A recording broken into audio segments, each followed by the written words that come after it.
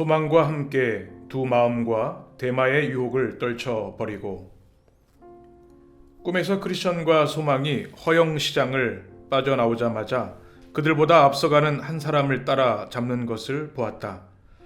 두 마음이란 사람이었다. 순례자들은 두 마음에게 말을 걸었다.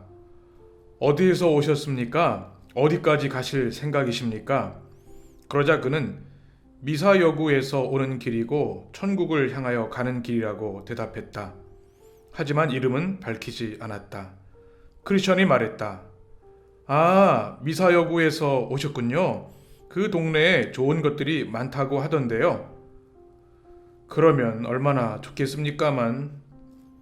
두 마음의 대답에는 귀찮음이 역력했다. 성함을 여쭤봐도 되겠습니까? 크리스천이 말했다. 선생과는 초면이고 선생도 날 처음 보잖소. 이 길로 계속 간다면 기꺼이 함께 가겠소. 그게 아니라면 난 혼자 가도 그만이요.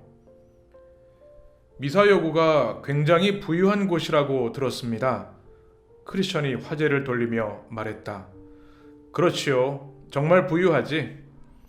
그곳에 살고 있는 내 친척 중에도 부자들이 여럿이요. 실례인 줄 알지만 거기에 어떤 친척들이 사는지 이야기해 줄 수 있을까요? 크리스찬이 조심스럽게 물었다. 마을 주민 전체가 내 친척이라 해도 틀린 말이 아니지. 특히 변절경, 기회주의경, 미사여구경 그들과 가깝게 지내지. 특히 미사여구경의 조상이 도시 이름을 지었다오. 그 밖에 기름기씨, 양다리씨, 모간심씨가 있어. 교구 목사이신 두말 목사님, 그분이 내 외삼촌이라오. 나는 이렇게 교양을 갖춘 신사가 되었지만 솔직히 말해서 내 증조부는 뱃사공이었다오. 한쪽을 바라보면서 반대쪽으로 노를 저어가는 것으로 부자가 됐지. 나도 역시 재산의 대부분은 같은 일을 해서 모았어. 결혼은 하셨습니까? 크리스찬이 물었다. 물론이요. 아내는 단아하고 어진 어머니 밑에서 자란 정숙한 여인이라오. 바로 가식여사 그분의 따님이요. 명문가 출신이지요. 최고의 가정교육을 받아서 왕실 사람들부터 농사꾼에 이르기까지 각기 사람에 맞도록 싹싹하고 정중하게 대할 줄 안다오. 엄격하게 신앙을 지키는 사람들과 다소 다른 것은 사실이지만 두어 가지 아주 사소한 차이일 뿐이라오. 첫째, 우리는 절대 바람과 물살, 즉 시대적인 사조와 흐름을 거스르려 하지 않소. 둘째, 주께서 편안한 길을 걸을 때는 열정적으로 신앙생활을 한다오. 햇볕이 찬란하게 비치고 모두들 주님을 찬양할 때 주님과 나란히 걷는 걸 몹시 즐기는 거지요. 크리스천은 살며시 소망 쪽으로 걸어와 속삭이듯 말했다. 이 사람이 바로 미사여구의 두 마음인 것 같네. 내 생각이 맞다면 이 근처에서 최악으로 꼽히는 희대의 악한과 동행하게 된 셈이지. 그러면 직접 물어보세요. 자기 이름을 수치스러워할 사람 같지는 않은데요? 소망이 말했다. 크리스천은 다시 그에게 다가가서 물었다. 선생님은 세상 만사를 다 알고 있는 것처럼 말씀하시는데 혹시 제가 잘못 본 게 아니라면 미사여구의 두마음씨 아니신가요? 두마음이 퉁명스럽게 대꾸했다. 그건 내 본명이 아니오. 날 잘 모르는 인간들이 갖다 붙인 별명이라오. 앞서간 훌륭한 사람들이 묵묵히 참고 견딘 것처럼 나 역시도 이런 몰지각한 일들을 참고 견디는 것이오. 선생님께 뭔가 꼬투리를 잡을 게 있어서 그렇게 부르는 게 아닐까요? 그러자 두마음이 소리 높여 말했다. 천만에, 말도 안 되는 소리요. 이런 별명이 붙을 만한 일을 한 게 있다면 운 좋게도 시대의 흐름에 딱 맞아떨어졌던 것뿐이요. 그러다 큰 이익을 본 것도 사실이고 이게 비난받을 일은 아니잖소. 내게는 축복일 뿐이요. 내게 악의에 찬 비난을 퍼부는 건 참으로 어이없는 일이지. 짐작한 대로 소문을 들었던 그 사람이 바로 선생이군요. 그 이름으로 불리는 걸 원치 않는다 해도 선생에게 그 이름보다 더 잘 어울리는 이름은 없을 겁니다. 크리스찬이 쏘아붙였다. 두마음이 지지 않고 말했다. 그렇게 생각한다니 어쩔 수 없는 일이지. 그래도 같이 동행해보면 내가 아주 괜찮은 동행자라는 걸 알게 될 텐데. 만일 선생이 우리와 함께 가신다면 세상의 흐름을 거슬러야 합니다. 그렇게 하는 건 선생의 소신과 맞지 않을 것 같습니다. 주님께서 화려한 신을 신고 계실 뿐만 아니라 누더기를 입고 있을 때에도 그 곁을 지켜야 하기 때문입니다. 사람들의 환호를 받으며 넓은 거리를 걸어가실 때나 쇠사슬에 묶여 끌려갈 때에도 따라가야만 합니다. 두마음이 말했다. 선생의 신앙을 나에게 강요하지 마시게나. 그건 내가 알아서 할 테니 같이 동행하게만 해주쇼. 하지만 크리스찬은 단호하게 말했다. 우리가 말씀드린 대로 하지 않는다면 한 발자국도 같이 갈 수 없습니다. 내 원칙은 전혀 해롭지 않을 뿐더러 오히려 유익하니 절대로 버릴 이유가 없어. 같이 갈 수 없다면 관두쇼. 당신들이 따라오기 전처럼 나 혼자라도 갈 수 있어. 곧 누군가 쫓아오면 즐겁게 동행하면 되니까. 꿈에 보니 크리스찬과 소망은 두 마음을 버려두고 한참 떨어져 앞서가고 있었다. 걷다가 돌아보니 세 사람이 두 마음을 뒤따라가고 있었다. 그들과 같이 걷게 되자 두 마음이 공손하게 고개 숙여 인사를 했고 세 사람도 정중하게 답례를 했다. 세상 집착, 돈 사랑, 자린고비 세 사람은 두 마음과 전부터 잘 아는 사이였다. 탐욕 자치주 북쪽에 있는 상업도시인 다다익선이라는 학교에서 축제 선생에게서 함께 배운 동창들이었다. 축제 선생은 폭력, 사기, 아첨, 거짓말, 종교라는 가면을 써서 재산을 모으는 기술을 가르쳤다. 네 사람은 스승에게서 전수받은 기술로 각자 학교를 열 수 있었다. 네 사람이 반갑게 인사를 나누고 나자 돈사랑이 두 마음에게 말했다. 앞에 가는 사람들은 누구야? 크리스찬과 소망은 아직 그들의 시야 안에 있었다. 두 마음이 대답했다. 먼 지방에서 온 사람들인데 둘이서 죽이 맞아 순례 여행을 함께 가고 있다네. 돈사랑이 되물었다. 여기서 기다렸다 같이 가면 좋을걸. 저들은 왜 먼저 가버린 거야? 그 사람들이나 우리나 다 순례 여행 중인데. 두 마음이 대답했다.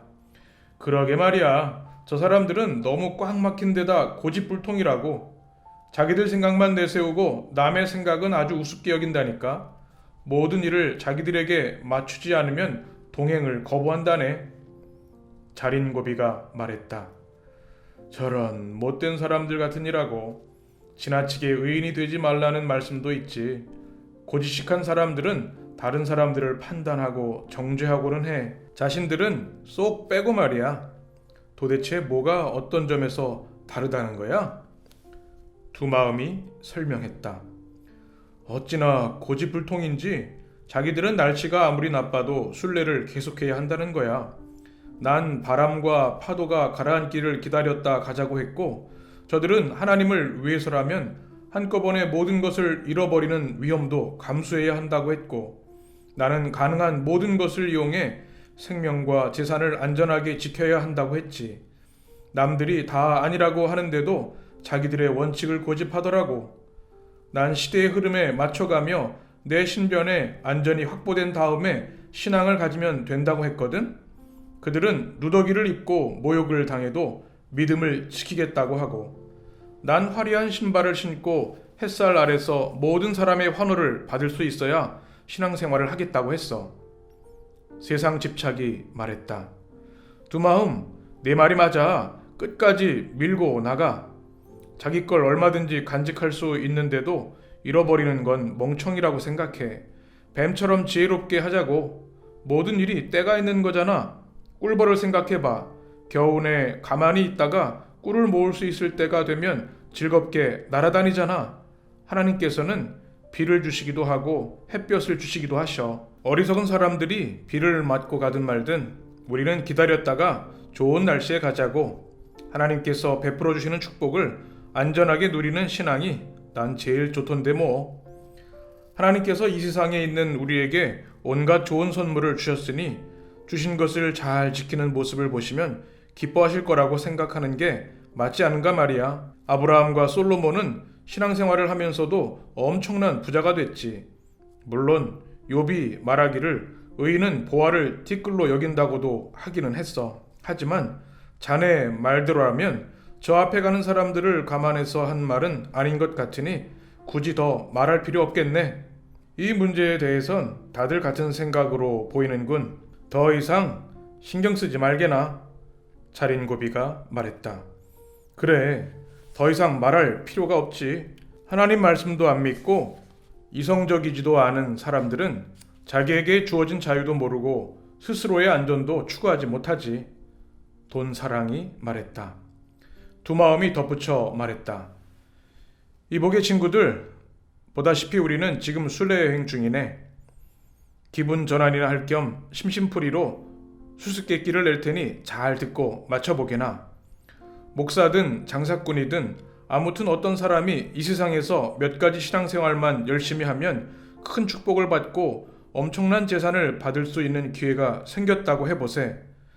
평소에는 신앙에 별다른 관심이 없었던 사람이 겉으로 보기에 신앙에 특별한 열심이 있는 척을 해서 엄청난 재산을 얻었다면 이 사람을 올바르고 정당하다고 할 수 있겠나? 돈사랑이 말했다. 어떤 의도로 질문을 했는지 알겠어. 괜찮다면 내가 먼저 대답하겠네. 먼저 목사로 가정하고 이야기해보지. 훌륭한 인품을 가졌지만 워낙 월급이 적어서 더 많이 받기를 간절하게 바란다고 가정해보세. 더 열심히 연구하고 더 자주 열정적으로 설교하고 교인들의 요구에 맞춰 원칙을 조금 수정한다면 바라는 대로 된다고 할 때 어떻게 해야 하겠나? 난 그렇게 하지 않을 이유가 전혀 없다고 보네. 오히려 필요하다면 그보다 더한 일을 해도 괜찮다고 생각하네. 그럴 만한 이유야 넘쳐나지. 첫째, 하나님께서 주신 섭리로 보수를 더 많이 받을 수 있는 기회를 얻었으니 그걸 잡고 싶어 하는 건 절대 잘못된 거라 말할 수 없네. 양심에 전혀 거리낄 게 없고 기회가 왔다면 얼른 잡아야지. 둘째, 보수를 더 받고 싶은 욕구 때문에 더 열심히 공부하고 더 열정적으로 설교를 해서 더 나은 목사가 되었네. 목회자로서 역량이 한층 더 향상되었으니 하나님 뜻에 합당한 거라 할 수 있지. 셋째, 교인들의 성향에 맞추기 위해 그간 고수해온 원칙들을 수정했다는 건 이런 뜻이라고 볼 수 있지. 그는 자기를 부인하는 성품인데다가 자상하고 마음을 끄는 능력이 있고 때문에 목회자로서는 더 바랄 게 없다는 사실을 말해주는 거지. 넷째, 정리해보자면 큰 것을 위해 사소한 것을 희생한 거지. 이런 걸 가지고 탐욕스럽다고 판단해서는 안 되네. 오히려 더 부지런히 더 열심히 노력해서 목사로서의 역량이 향상됐으니 하나님의 부르심에 합당한 사람이 되었다고 해야 맞는 거지. 목사는 선한 일을 할 기회를 잡은 거라고 할 수 있어. 장사꾼의 경우를 볼까? 아주 보잘것없는 가게를 하는 가난한 상인이 있다고 해보세. 조금 더 신앙에 관심을 보이면 가게도 크게 고칠 수 있고 부잣집 딸을 아내로 맞을 수 있다거나 혹은 단골 손님이 많아진다고 생각해보세. 내 생각엔 이것이 정당하지 않다고 볼 이유가 없네. 동기가 어떻든 신앙생활을 하는 건 좋은 일이지.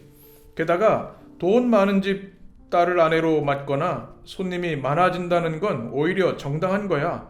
뿐만 아니라 신앙생활 덕분에 좋은 사람들로부터 이런 복을 받은 상인은 스스로 좋은 사람이 되었고 결국 좋은 사람에게서 좋은 것을 얻은 거지.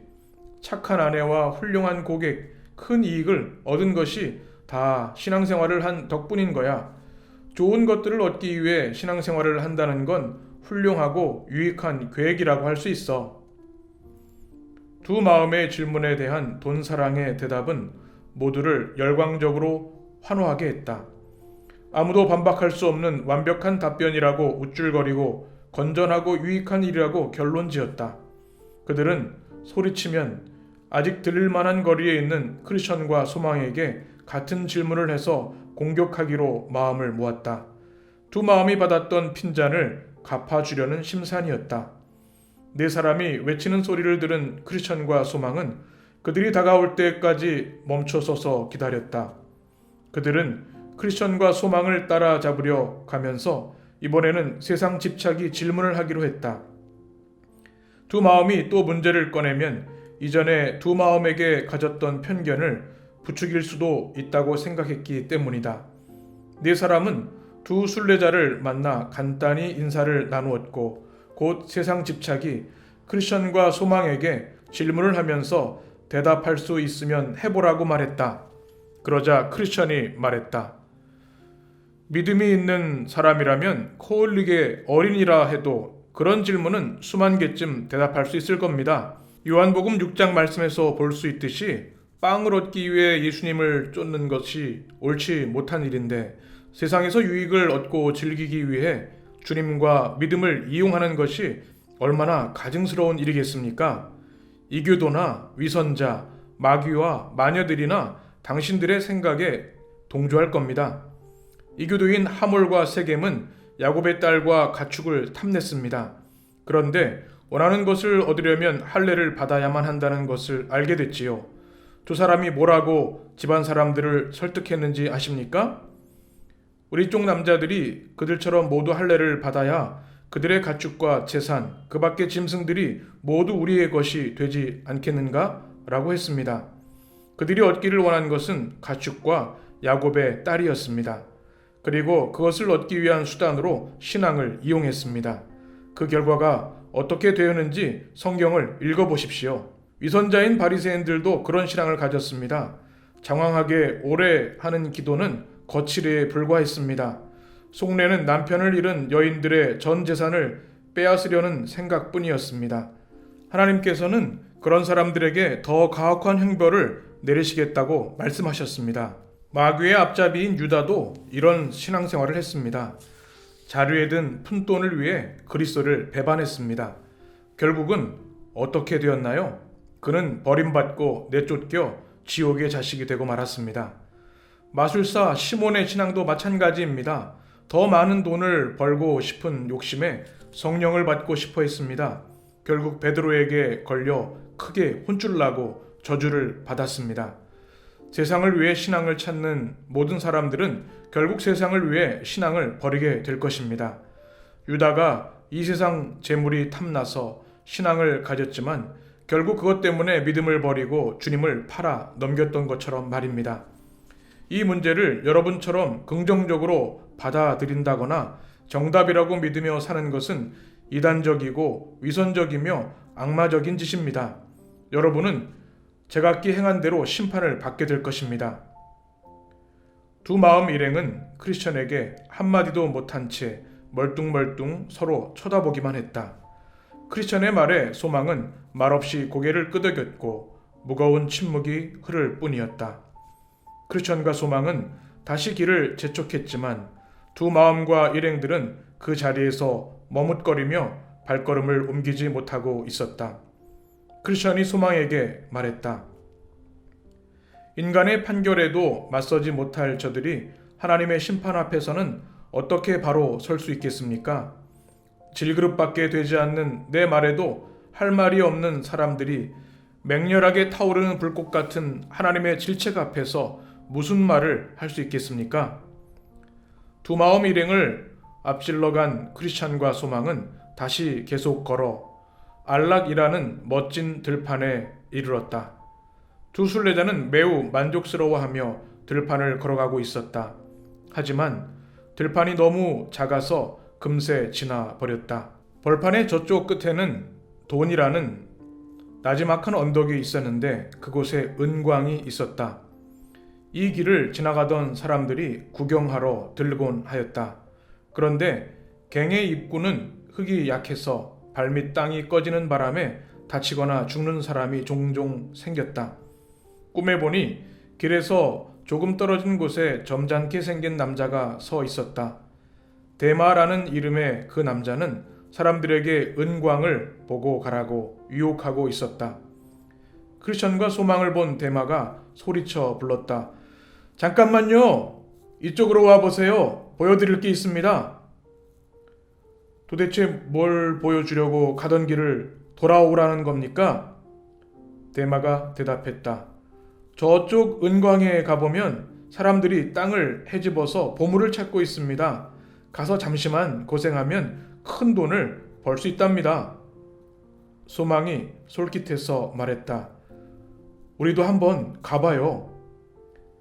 난 안 가겠네. 크리스천이 말했다.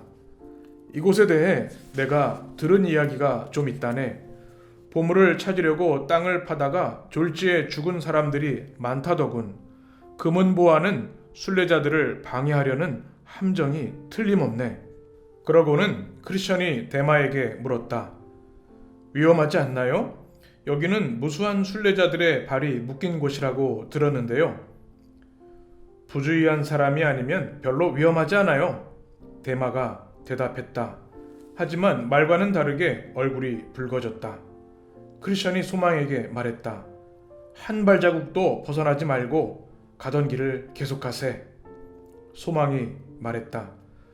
장담하는데 사심이 여기 와서 저런 초대를 받으면 틀림없이 구경하러 갈 겁니다. 두말하면 잔소리지. 가치관이 그러니 그럴 수밖에 없지 않겠나? 10중8구는 거기서 죽고 말 걸세. 그때 대마가 그들을 보며 다시 큰 소리로 외쳤다. 이쪽으로 와서 구경하지 않을래요? 크리스천은 단호하게 대답했다. 당신은 주님의 길을 방해하는 원수요. 이미 바른 길에서 벗어났다가 왕의 재판관 중 한 분에게서 유죄 판결을 받았던 사람이잖소. 왜 우리까지 같은 판결을 받게 하려는 거요? 우리가 당신 말을 듣고 이 길에서 벗어난다면 주님께서 분명히 알게 되실 것이지 않소?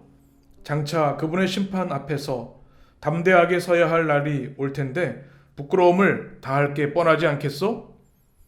그러자 대마는 자신도 순례길을 나선 형제라고 하며 잠시만 기다려준다면 함께 가겠노라고 울부짖었다. 크리스천이 물었다. 당신 이름이 뭡니까? 대마가 당신 이름 맞습니까? 그렇습니다. 내 이름은 대마고 아브라함의 자손입니다. 크리스천이 말했다. 당신을 잘 알고 있지요. 게하시가 증조부고 유다가 아버지죠? 당신은 선조들의 발자취를 그대로 따라가고 있고요. 당신이 하는 짓거리는 모두 마귀의 장난입니다. 당신 아버지는 주님을 배신하고 스스로 목을 맸지요. 당신도 그보다 더 낫지는 않을 것 같습니다만 똑똑히 알아주세요. 우리가 하나님 앞에 설 때 당신이 한 일들을 하나도 빠짐없이 말씀드릴 겁니다. 말을 끝낸 뒤 크리스천과 소망은 다시 길을 떠났다. 바로 그때 두 마음 일행이 모습을 드러냈다. 그러고는 대마의 말 한마디를 듣고는 단번에 넘어갔다. 그들이 구덩이 가장자리까지 바짝 다가가 들여다보고 구덩이에 빠졌는지, 은광으로 들어가 땅을 파고 있는지, 굴속에서 뿜어져 나오는 습한 독가스에 질식해 죽었는지 알 수 없다. 분명한 것은 순례길에서 다시는 그들을 볼 수 없었다는 것이다. 크리스천이 이렇게 노래했다. 두 마음과 은광의 대마는 이심전심. 저쪽에서 부르니 이쪽에서 달려가네. 한몫 떼어주니 이 또한 즐겁구나. 이 세상에 묶여 더 이상 가지 못하네. 꿈에서 보니 두 순례자는 들판 반대쪽 큰 길가에 아주 오래된 기념비가 서 있는 곳에 이르렀다. 모양이 어찌나 이상한지 눈길을 끌었다. 마치 여자가 기둥 모양으로 변형된 것처럼 보였다. 하지만 아무리 살펴봐도 도무지 무엇인지 알 수가 없었다. 그러다 소망이 기둥 꼭대기에 적힌 생소한 글귀를 찾아냈다. 하지만 독특한 필체라 무슨 뜻인지 알아볼 수가 없었다. 그래서 공부를 더 많이 한 크리스천에게 의미를 풀 수 있겠냐고 물었다. 문자들을 한동안 이리저리 맞춰보고 뜻을 알아낸 크리스천이 큰 소리로 소망에게 읽어 주었다. 롯의 아내를 기억하라. 그제야 두 순례자는 그 소금 기둥은 재물이 아까워 뒤를 돌아보다 굳어버린 로세 아내임을 깨달았다. 뜻밖의 놀라운 광경을 보게 된 크리스찬과 소망은 이런 이야기로 대화를 이어갔다. 소망 형제, 우리가 이것을 아주 적절한 시기에 잘 본 것 같네. 대마가 돈 언덕에서 은광을 벌어오라고 유혹한 후에 때마침 이곳에 오게 됐다는 것이 시의적절하지. 꼬임에 넘어가서 우리가 그곳으로 갔다면 아마 우리도 여인처럼 지나는 순례자들의 구경거리가 되었을 테니 말일세. 소망이 말했다. 너무 어리석었던 것 같아 부끄럽습니다. 하마터면 로세 아내처럼 될 뻔했네요. 로세 아내가 저지른 죄와 저의 죄가 별반 다르지 않다는 걸 알았습니다. 그녀는 단지 뒤를 돌아보았을 뿐인데 나는 직접 가서 보려고 했습니다. 하나님의 은혜에 감사할 뿐입니다. 하지만 그런 생각을 마음에 가지고 있었다는 게 너무 부끄럽습니다. 크리스찬이 말했다. 여기서 본 것을 명심하고 마음에 바르게 새겨야 할 것이네. 로세 아내는 소돔에서 도망쳐 죽음의 심판을 피했지만 곧 다른 심판을 받고 소금 기둥으로 변해버린 사실을 명심하세나. 소망이 말했다. 그렇습니다. 로세 아내는 우리 둘에게 보이는 경고와 본보기입니다. 로세 아내와 똑같은 죄를 짓지 말라는 경고이며 그럼에도 똑같은 죄를 짓는다면 어떤 심판을 받게 되는지를 알려주는 본보기인 거죠. 고라, 다단, 아비람과 뜻을 같이 한 250명의 사람들은 자기들이 지은 죄 때문에 멸망당했잖아요. 그것도 사람에게 경고와 본보기가 되었고요. 하지만 이해할 수 없는 일이 한 가지 있습니다. 한 여인이 재앙을 피해 도망치다 단지 뒤를 돌아보기만 한 것인데도 소금 기둥으로 변하고 말았잖아요. 심판의 본보기가 눈앞에 빤히 보이는데 어떻게 대마와 그 일행은 보물을 캐겠다고 야단법석을 떨 수 있는 걸까요? 로세 아내에게 불시에 심판이 닥쳐서 저렇게 된 징표를 보면서도 대담하게 행동할 수 있다는 것이 기가 막힐 뿐입니다. 어이없긴 하지만 그만큼 저들의 마음이 절망적이라는 걸 보여주는 것이라네. 이렇게 말한 크리스천이 덧붙여 말했다. 재판관 앞에서 소매치기를 하거나 교수대 밑에서 남의 지갑을 훔치는 좀도둑들과 비슷하다고 할 수 있지. 소돔 사람들을 큰 죄인이라고 부르는 건 하나님 앞에서 죄를 범했기 때문이라네. 감추려는 마음도 하나 없이 그분의 눈앞에서 악한 행동을 한 거야. 하나님은 소돔 땅을 에덴 동산같이 만들어 주셨어. 그런 친절을 베풀었는데도 하나님 눈앞에서 담대하게 죄를 범했네. 그것이 하나님을 경노하게 만들었다네. 그래서 하나님께서 그 어떤 것보다도 더 뜨거운 불의 심판을 내리신 걸세. 잊으면 안 되는 교훈이 뭔지 아는가? 하나님께서 항상 본보기를 눈앞에 두고 경고를 했음에도 죄를 범하는 자들은 가장 가혹한 심판을 받게 된다는 사실이라네. 소망이 말했다. 맞는 말씀입니다. 하나님께서 우리를, 특히 나를 본보기로 삼지 않으셨다는 게 얼마나 기쁘고 감사한지 모르겠습니다. 자비를 베풀어 주신 하나님께 감사를 드리고 경외하며 항상 롯의 아내를 기억해야 할 것입니다. 두 순례자는 계속 걷다 쾌적한 강가에 이르렀다. 다윗 왕이 하나님의 강으로, 요한이 생명수의 강으로 불렸던 그 강이었다. 크리스천과 소망은 강둑을 따라 난 길을 기쁘고 즐겁게 걸었다. 강물을 마시기도 했는데 어찌나 시원한지 지친 영혼에 생기를 주는 것 같았다. 강 양쪽 강변에 있는 푸르른 나무들에는 갖가지 과일들이 열려 있었다. 나무 잎사귀에는 질병을 치유하는 성분이 들어 있었다. 배탈이나 오랜 여행으로 생길지 모르는 다른 병도 예방할 겸 두 순례자는 잎사귀를 따먹었다. 양쪽 강변에는 1년 내내 푸르른 풀밭이 펼쳐져 있었는데 아름다운 백합꽃이 흐드러지게 피어 있었다. 향기롭고 안전한 풀밭에 누운 크리스천과 소망은 꿀잠을 잤다. 잠에서 깨어나면 과일을 따서 먹고 물을 마시고 다시 잠을 잤다. 며칠 밤낮을 그렇게 지냈다. 크리스천과 소망이 노래했다. 보라, 수정 같은 강물이 어떻게 흐르는지 큰 길을 따라 흐르며 순례자를 위로하네. 푸르른 들판은 향기를 날리며 푸짐하게 정찬까지 내어주네. 나무들이 내주는 달콤한 과일과 잎사귀의 맛을 본 사람은 모든 것을 다 팔아 이 들판을 사리라. 아직 목적지에 도착한 것이 아니므로 다시 길을 떠나기로 마음먹은 두 순례자는 충분하게 먹고 마신 후에 길을 떠났다.